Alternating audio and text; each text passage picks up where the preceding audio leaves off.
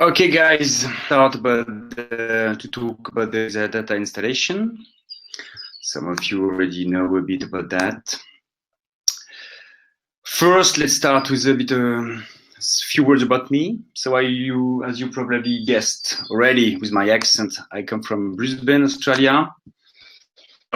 I'm a bit French as well.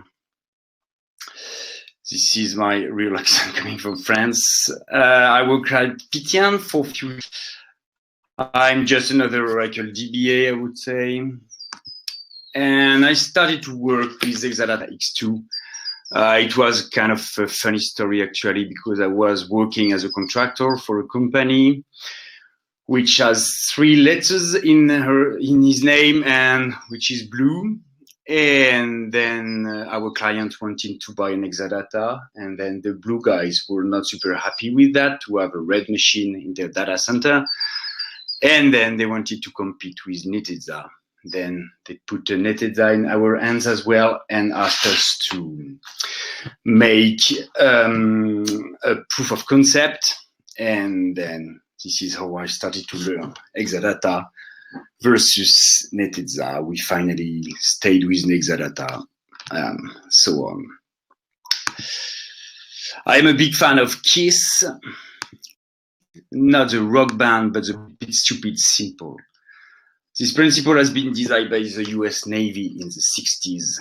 It says that most systems work best if they are kept simple. It looks super obvious like that, but seriously, it is not. I recently found on the client server a 700 lines Perl script that I replaced by a 10-line slog rotate configuration file.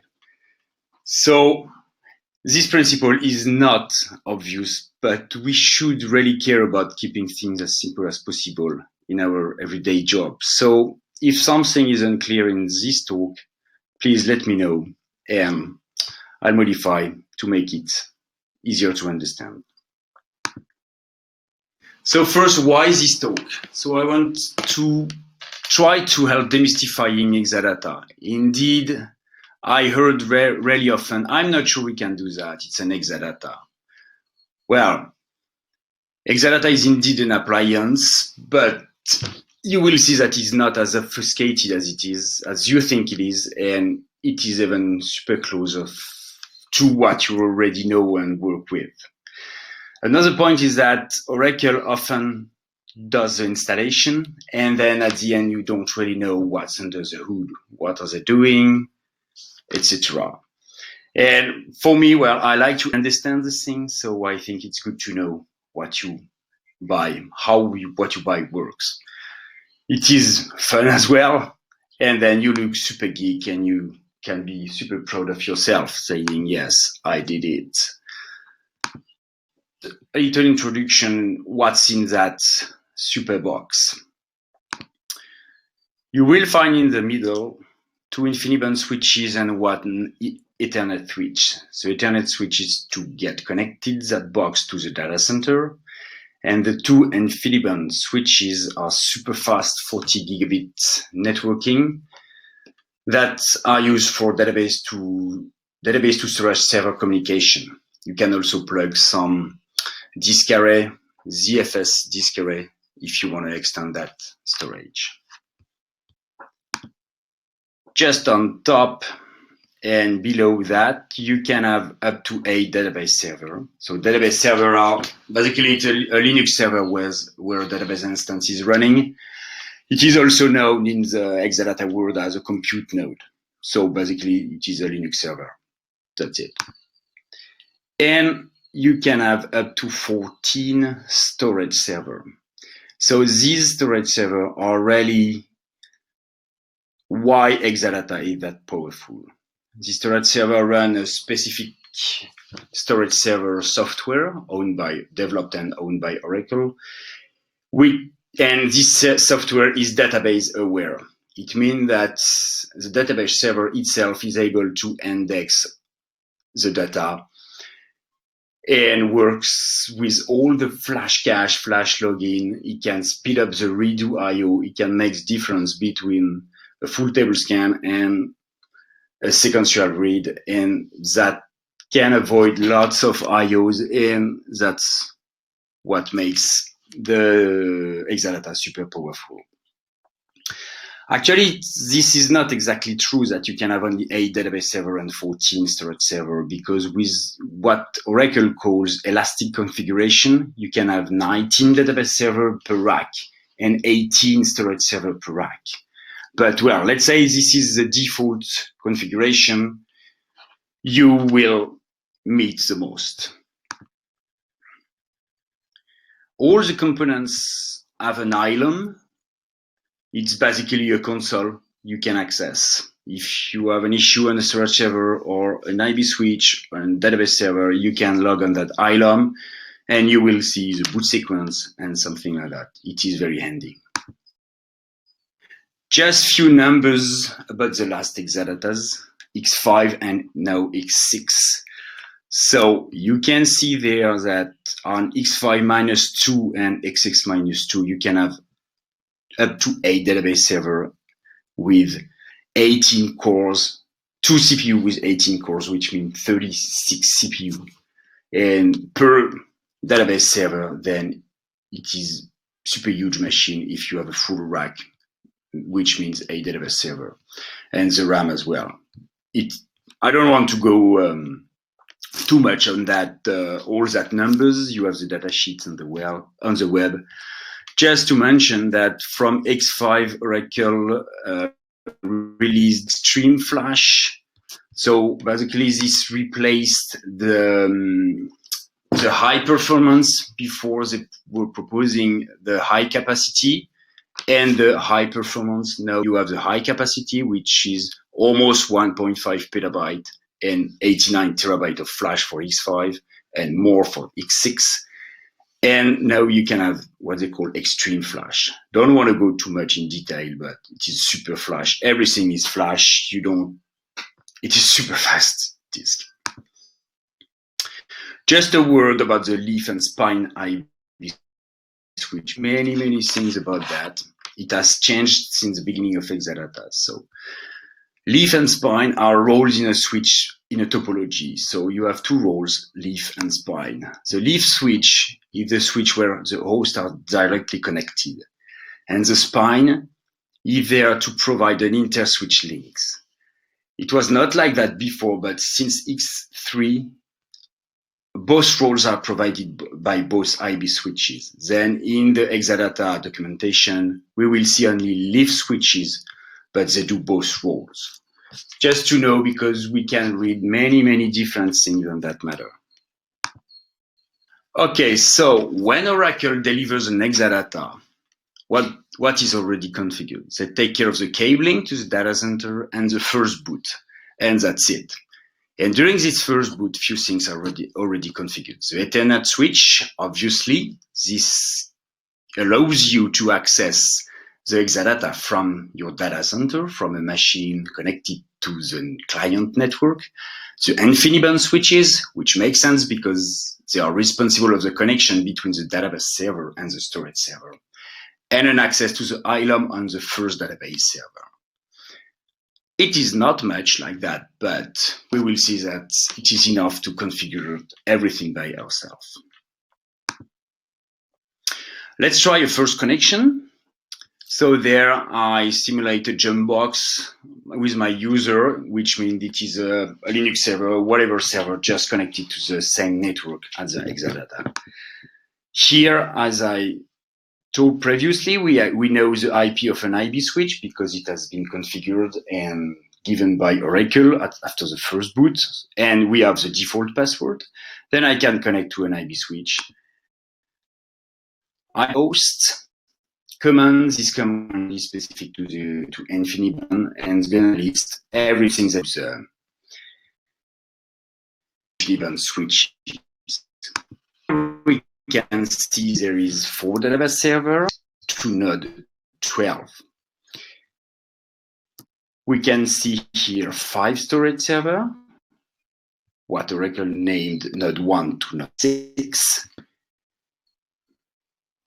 For this bird factory IP setting, use 0.16. Here we can see it here. And here, default I to any of the database server and storage server. So you will see that node 8, which is that IP is 44. It is always 44. Oracle uses Infiniband 4 numbered where the node is plugged, which is 8, and it adds, and then it goes to 44. About that 36, but the first node IP, default IP address is always 44. It's just to have a quick look because we won't care much. We're going to replace that by the client settings later on. To the first database server through is ILOM. So same, we can use Jumpbox or Linux server, whatever. So ILOM IP has been provided by Oracle after the first boot, as we saw before. So you can log there on the ILOM and you have that, well, let's call a weird prompt with that arrow. This is the prompt of the ILOM. The ILOM has a specific language, specific shell, specific commands. We won't use much. It happened that we made some kind of system state dump of the ILOM. It is well documented. It doesn't happen often. Here we can start the console with that command. Type yes. What is interesting is to stop the console, you have to press escape and parentheses. And then we press enter and we are connected to that node 8, which is the first database server. So what's on that node 8? What is installed? There's a etc Red Hat release file where we can see that this is a Red Hat Linux 6.7. This has been taken a year ago, so maybe it is a more updated Red Hat now, but this is a Red Hat one. We can check the file systems. So we have a big / boot and a U01 file system already defined as a default. So this is Oracle Flexible Architecture. So we saw that the database server comes with Red Hat pre-installed, but it is also possible to switch to Oracle VM. Then Oracle VM is also pre-installed on disk as well. If we're going to go with Red Hat as an operating system for the database server, we don't want that Oracle VM pre-installation anymore. So there is a procedure named reclaim space. Then we can remove that pre-installed Oracle VM and keep that space on the internal storage for later on. Command in OPT Oracle support tool, just reclaim space, and that's it. We are done. We have removed the Oracle VM, and then we can use 100% of the internal storage. Now, what we need to go further? We need a file, an XML file minus cluster. It is named by the client name and the cluster. The cluster is the name of the rack the client wants to name. So it's an initial file containation specific to the client. The host name he wants, the name of IPs, the public IPs, private IPs, well, everything.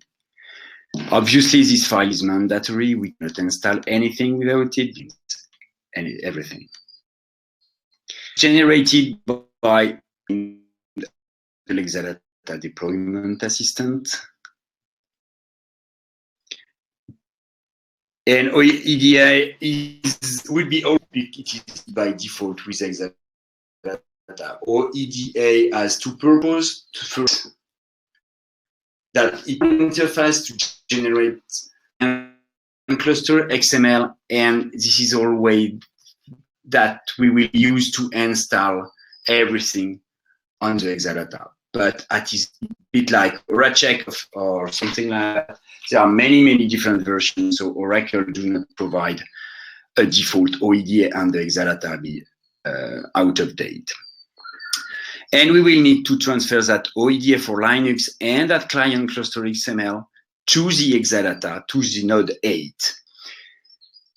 The best way to do that is using a USB key. So the client download that OEDA for Linux, copy that generated client cluster, and put a USB key and copy. The documentation is very easy. It is well documented.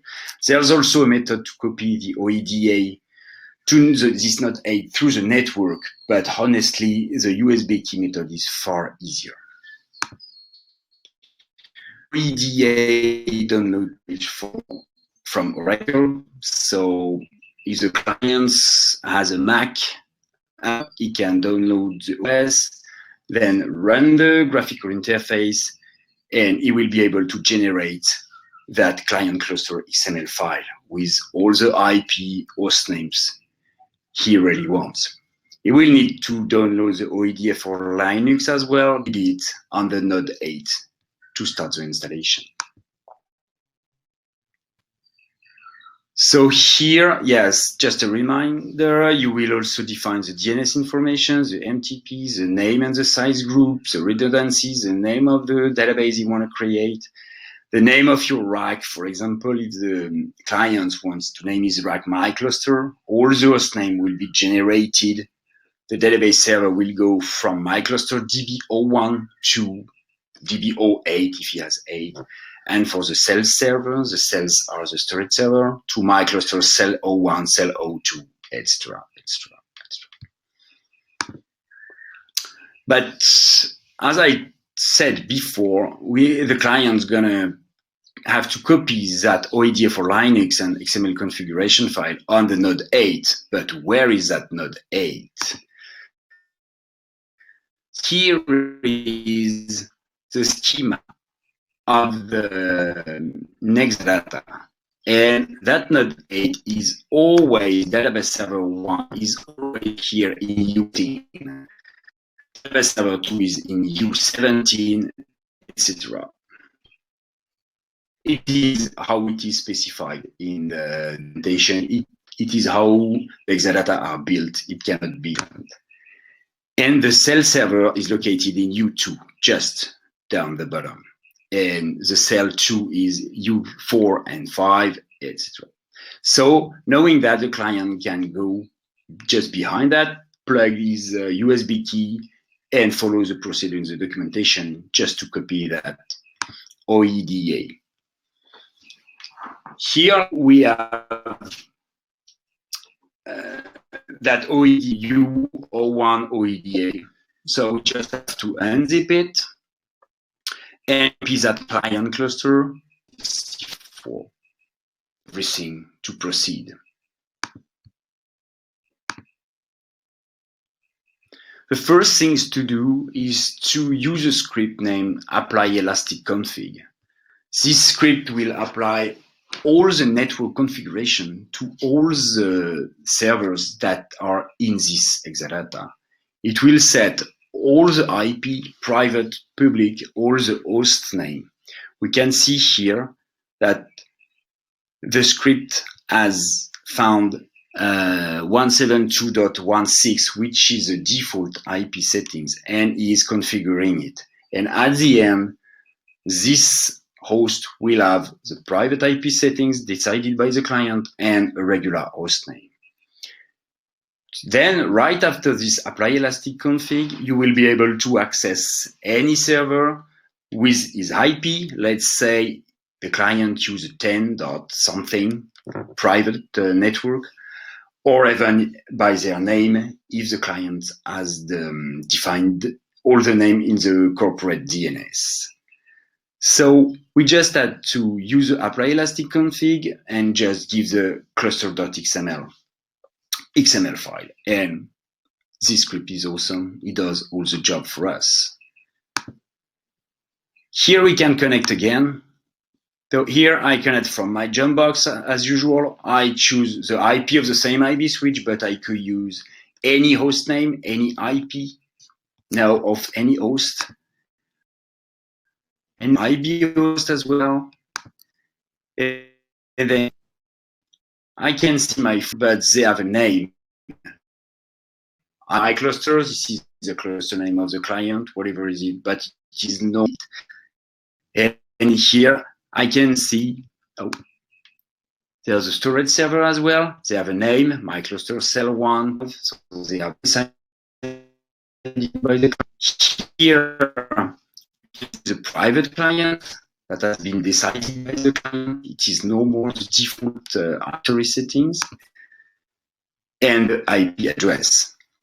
Everything was in the client cluster configuration. Then we are sure that all the host name are accessible and configured as expected. Now just a word on those files, DBS group, cell group, and all group files. You will see many commands with dcli using those files. The question is, who created that? Oh, these files, if you don't know, they just contain a list of, for example, for DBS group, it is just text file containing a list of database server or cell. The DBS group just contains, for example, the list of the 4 server of my hard rack. The cell will contain 1 line per cell, and the whole group file contains the content on the cell of the cells group and the DBS group. It is very handy on an everyday basis when you work with what's going to be your new best friend, dcli, which is an Exadata tool which use a lot those kind of files. Question that is not clear at all in the documentation is who created them. So the answer is you. You have to create them. There is an article on the Oracle website saying that OEDA will create those files in the configuration worksheet tab. This is only the case if you launch OEDA to generate the cluster XML configuration file from Exadata. The only thing is that, as you saw, that before the only way to connect to Exadata was to connect to an IB switch or to Node 8 through the ILOM of the database server 1.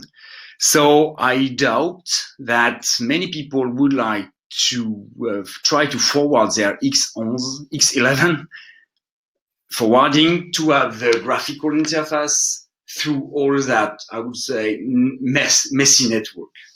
So you will have to create them. So hopefully there are easy way to create. We will use a IB host command we already saw before, a bit of cell, a bit of awk, and we can generate easily that DBS group. We can do the same for the cell group, and for the whole group, we just have to cat both files in a bigger file, and we have everything.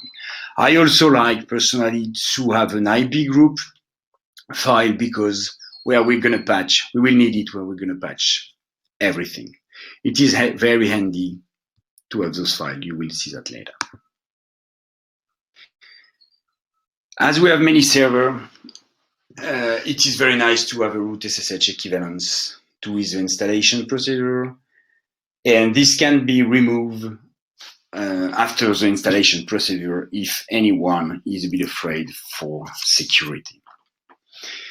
We will use what I call our new best friend dcli to achieve this. So first we have to generate the root SSH key, and then with that dcli and using that whole group file, which contains then all the DB, all the cells, we will be able to deploy the root SSH key everywhere with that -K option. We will have to enter root password once. And I would like to have it to deploy those SSH key to the IB, Infiniband switches as well. Once it is done, you can easily check that it's working with dcli. -G option just specify a configuration file. And we want to connect as root and just issue the date command. and then you will have all the list. DCLI will connect on all the server specified in the all group file as root and issue date and return you. So now we can connect from the database server 1 to all the other server inside the Exadata, which will be very handy. Just few information about do. All the installation formed by one script named this script is provided by, and of course we will use the file because this one has all the information needed. All steps have one command, but I strongly recommend one by one, step by step. It is very good to troubleshoot and to correct any issue because, well, issues. And one of my advice is do not try to jump step. Resolve the steps and then continue. You will be in trouble and it won't work. So the first step is to prepare the installation. So we will use that install.sh, and with that client cluster configuration, you can specify the -s option and 1, which meant step 1. And that step 1 will review the client cluster, all the Exadata configuration, and then adapt the step that will be needed for your Exadata. For example, there is some specific step for an 8th rack that will be removed if you have a quarter, half, or full rack. Here is the output, generated everything. You can then list all the steps, all that's going to happen there with a -l option of the same install.sh and the same parameter file. Here also validate the configuration file. This is a step we did previously. Create some users, etc., etc. We will go through all these in details. Start with the step 2. So we'll start to verify all in the work directory. Example, it's going to check and extend the grid ISO to it. Some are missing, so you may just upload it to that work here. You could proceed to the next step. Just a word on the resource control, because on that step there's that is copying resource control and required files. Resource control is in the OEDA and is used to set the number of core of the system. You can see that like that. Resource controls menu show, and you will see, for example, that this one has activated. It is recommended to use a DBM CLI now. Use that, but it is always fun to know that kind of tool. You will most likely never use this script. It may be used in case of Exadata restoration, but well, it is always good to know. We will talk a bit later about that DBM CLI Exadata tool. A word on databasemachine.xml as well. These steps also create that databasemachine.xml in the what we call the one common directory under OPT Oracle support tools. We can see the log there. This file is used by OEM to discover all the target of the Exadata. It contains the host names, the IP, the private IP, everything. It's a kind of summary of the Exadata configuration. I personally use it as a reference. For example, you can grep machine types in that, and then you will know, for example, later on, which type of Exadata you are on. It may be readable by Oracle by default, but grep it as root. It is very handy. This file actually is just a way to know the model of Exadata you are working on as Oracle. If not, you have to be root. It's good to make it readable to Oracle. It is very handy. Step 3, same. We're going to launch that as step 3, just -s number 3, and it's going to create some users.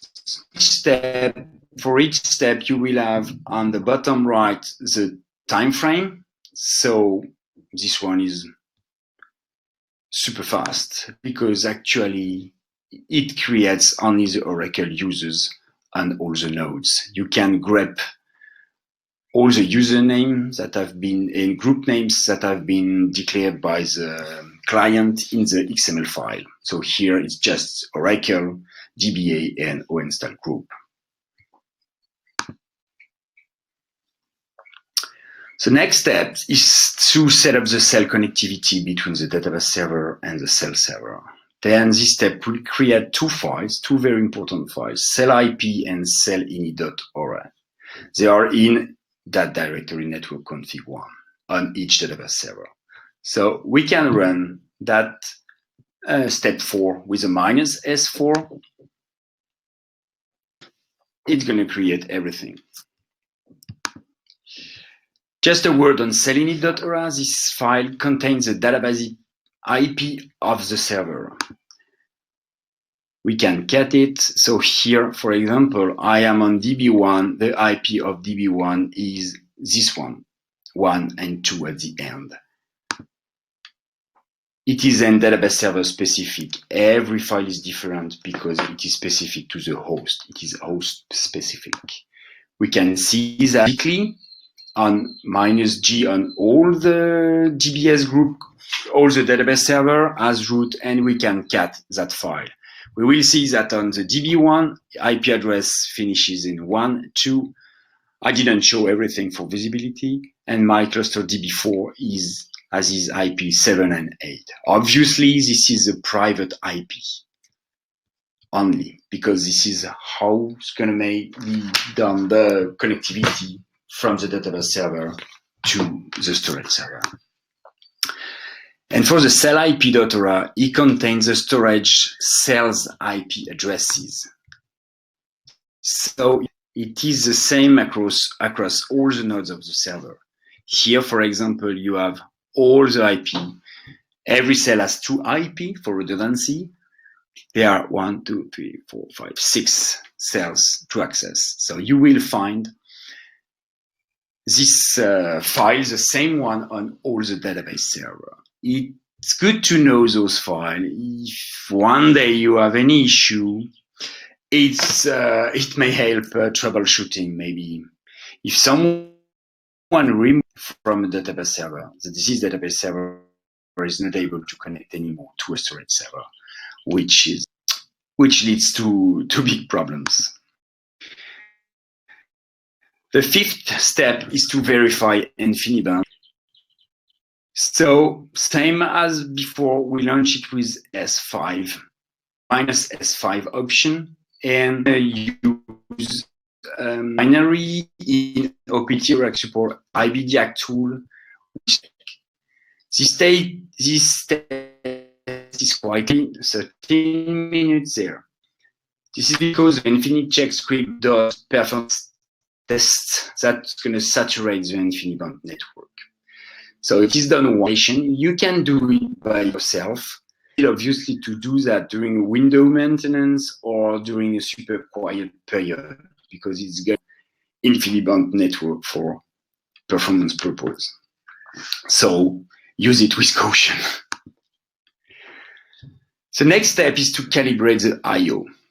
So basically, what the install is going to do there to every cell and does that cell clean, which is we will talk about that later, -E calibrate to check the I/O. Well, in fact, this calibrate tool will use the Orion Oracle I/O calibration tool Orion is a tool for predicting the performance of an Oracle database without having to install Oracle. Then Orion is very designed for simulating Oracle database I/O workloads. So behind that Calibrate thing, Orion, the Oracle calibration tool, is used just to verify. You're going to be pop up if any issue happens there. Next, just a word on the Exadata disk and the terminology and what is it. So we have some physical disk in the storage server, which are also some LUN, which are also what we call cell disk. And from this cell disk, we do grid disks, and then ASM rely on the grid disk to make these groups. What about that? Because the step 7 is to create the cell disks. So this time we'll create the cell disks and the flash log and the flash cache. So this is everything internal in the storage server. And see the logs. It takes, here we can see that it takes 2 minutes. Then we create the grid disks with the step 8 minus S8, and it is. Now we can install, well, OEDA will install for us the grid infrastructure in a default OFA directory, U01 app blah blah blah grid, using that just that minus S9 just to specify do your step 9. We can see here that this step takes 15 minutes. After this 15 minutes, we should have a grid running on all the database server. Then we have to run the root.sh. That step 10 is the root.sh for the grid. It took a bit of a while. 42 is mainly due because it's relink RDS. RDS stands for reliable datagram, so people to use Infiniband. So this is the infrastructure RDS to be able to use Infiniband. If you miss that, you won't be able to use InfiniConnect and to connect the data with a super fast interconnect and to use it. It can happen that you have issues with the root.sh. So if any issue during this step, first you will have to deinstall the grid, then remove everything in this directory, then fix the issue and restart step 9 and step 10. There is no way to fix that. It's recommended to reinstall everything. It happened to us, we did it, and it worked. The next one is a database installation. So coming from client cluster XML, the client could have in the graphical interface decide that he wants 10 databases or whatever databases. Then this step 11 will create everything with the Oracle. Oh, sorry, that's a database installation. Okay. So this step 11 will install the Oracle database in the Oracle home with the standard regular OFA path like that. These steps took 14 minutes, nothing more to say. You can also install it manually as you would do on a non-Exadata rack. It is exactly the same. It is the same binaries as you would use with a rack under Linux, so it is exactly the same path. Step 12 will relink with RDS as well. This time it is not the grid infrastructure home, but the database Oracle home. So it is the same. It is to be able to use Infiniband for the interconnect. Right. Then this step 13 is to create the disk group. Same here. Everything has been defined in the client cluster, XML by the client. It happened to me, so I mentioned that here. Please double check, triple check that the clients really wants those names for the ISM disk group, because it may look easy to rename a disk group, but honestly, it is not at all. I wrote a blog about that on the PTN blog, and it is even very painful. It is super painful to rename a disk group later on. So be sure, just double check with the client that all the disk groups are well created as he wants. Next, the step 14 is to create the database. So, well, then here it is the same. Everything has been defined by the client. You can do it manually as well. There's nothing specific to Exadata here. Step 15 is just to apply some security fixes. This is also why Oracle do not provide any OEDA in a default Exadata. Then you have to download the recent one and then recent security fixes as well. Step 16 is just installing Exach. So Exach is the equivalent of ORA check for Exadata. It gives a health check report of the full Exadata stack, the database server, network, storage server, Infiniband, etc. Same as ORA check, it's good to run it on a regular basis. Here, step 17 is a very nice installation summary creation. So OEDA will do it for us.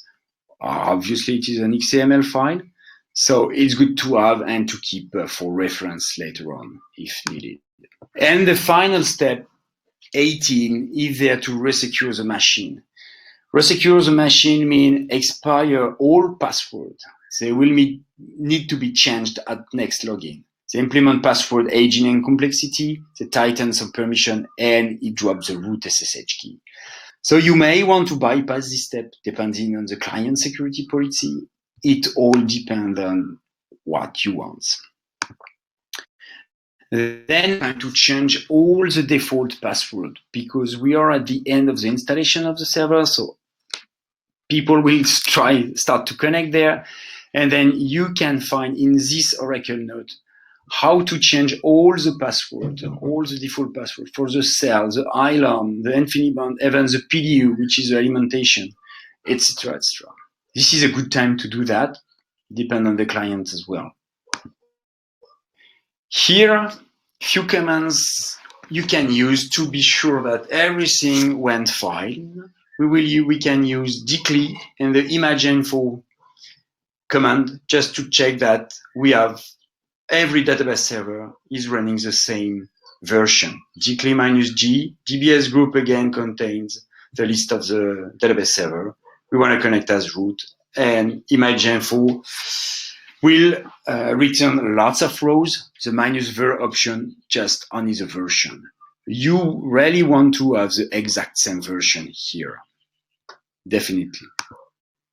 For the storage server, it is the same, except that you will specify to dcli the cell group configuration file, but it is the same imageinfo -ver. So here we have the exact same version everywhere. You can check that as well on the Infiniband switches. The command is a bit different. The command name is version, which makes sense. Same, the version command returns lots of rows. You can filter by grabbing the version keyword. And here you can see that both IB switches have 218-1 version. I made a summary of some Exadata tools. Some you may know, you will be using for sure one day if you continue working with Exadata. So cellcli is a command line administration tool for the storage server software. It is used on the cell server. dbmcli, I talked about that a bit before. It's a command line administration tool for the database server. So cellcli for the cell, dbmcli for the database server, which makes sense. Exactly it is new in 12c, and it is a command line that runs on database and cell nodes and enables you to manage remotely. With cellcli, to do some cellcli command, you have to be directly connected to the cell you want to manage. With Exactly, you can launch some cell-cli commands remotely, and dbm-cli as well. And you have exadcli, which run exactly on multiple remote nodes. And of course, dcli, your best friend, distributed command line utility. You saw that before. It runs command on multiple servers in parallel. This is very, very handy. Then once everything is super well installed, you can do Exadata by creating of databases on all the nodes. This is an example of a full rack. You have the 8 nodes and all the databases that are created. This comes from a real example we have on production. I even have to remove the base from the screenshot because it would have never fit in that screen. So you can create a lot of bases. You can also have issues like that, but that's the life of a DBA, I guess. Sometimes something wrong happens. And one day you'll have to patch that Exadata. And you're super lucky because this talk next week, if you're interested in it. Thank you very much. I hope it was clear for you. If you have any question, you may raise your hand.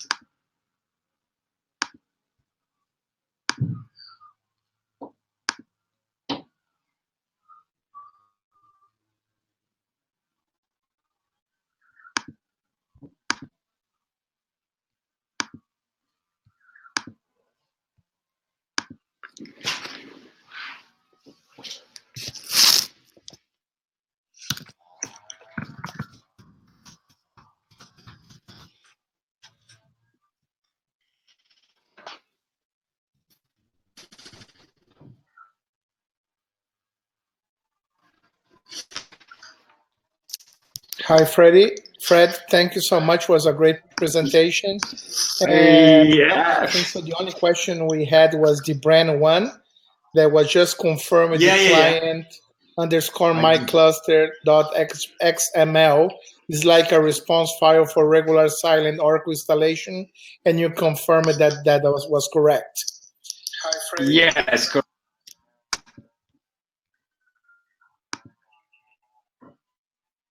Yes. Fantastic. In that case, this is a wrap up. And if anyone have any other question, please feel free to contact Fred directly through his contact information he gave in the start of the presentation. Thank you so much, Fred. Thanks to you. Fantastic. Have a wonderful day, and please feel free to stop the broadcast. Okay, see you, bye.